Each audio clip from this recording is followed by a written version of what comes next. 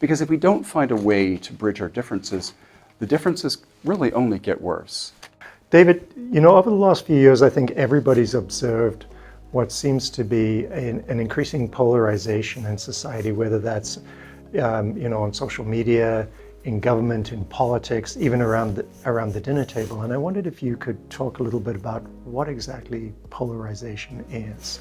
A simple definition might be this, that on the political spectrum, people moving ever more to the ends of that spectrum, to the extremes, becoming locked in place, becoming reflexive in their opinions about any number of public policy matters, and increasingly engaging in what's called negative partisanship, which is when you see the other side not as dialogue partners, but as an enemy, as the barbarians at the gate. I know polarization is nothing new, and I wondered if you could talk a bit more about it in its historical context, but also maybe comment on what is distinctive about the polarization that we're seeing currently. We tend to think that what's happening in the present is urgent, is new, is unprecedented. Polarization had moments of strength and moments of weakness.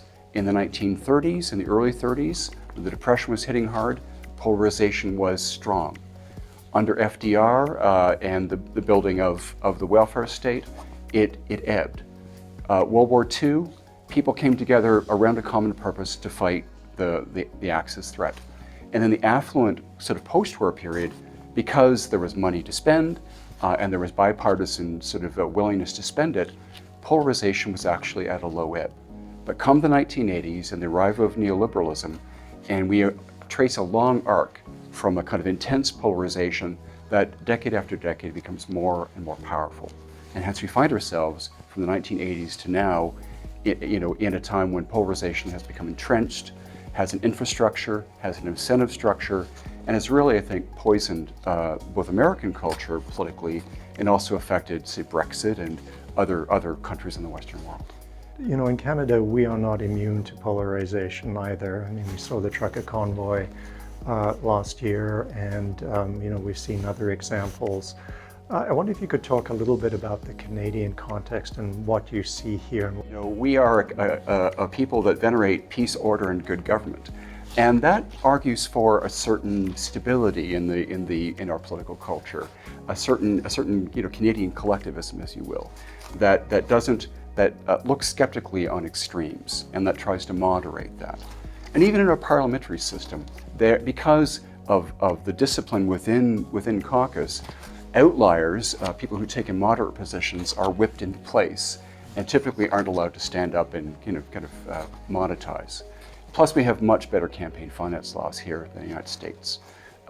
Dark money in the United States, the power of PACs, political action committees, really does roil the American political landscape, and again, makes it lucrative politically, makes politicians into political entrepreneurs if they can maximize their outrage and monetize public support therein. So all these things argue for a certain amount of insulation against extreme polarization. However, what has changed in the US and what has come to Canada recently is the new, quite aggressive conservative populism.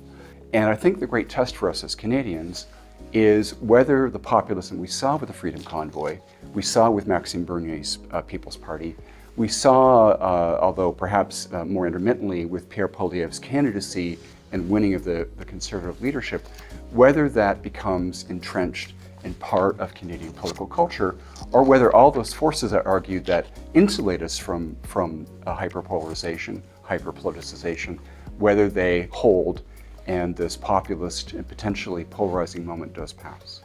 I wondered if you could also talk about how we can counter populism, what roles we can play in order to counter that polarization that occurs as well. I think the antidote for us, I want to borrow an analogy from the mental health area, another area where I have interest. And one of the best things we can do for ourselves with respect to mental health is go for a long walk in the wilderness, go for a hike. Nature has immense healing powers, whether it's a little garden you keep or whether it's a great national park you have here. Now, what's the equivalent of that in politics? Go for a walk in the political wilderness. That means get outside of your Facebook forum, Get outside of your favorite columnist or op-ed writer. Read a newspaper or writers you don't agree with, but whose opinions you respect because they're serious and intellectually honest. And risk having conversations with strangers or family members with whom you might, in fact, disagree.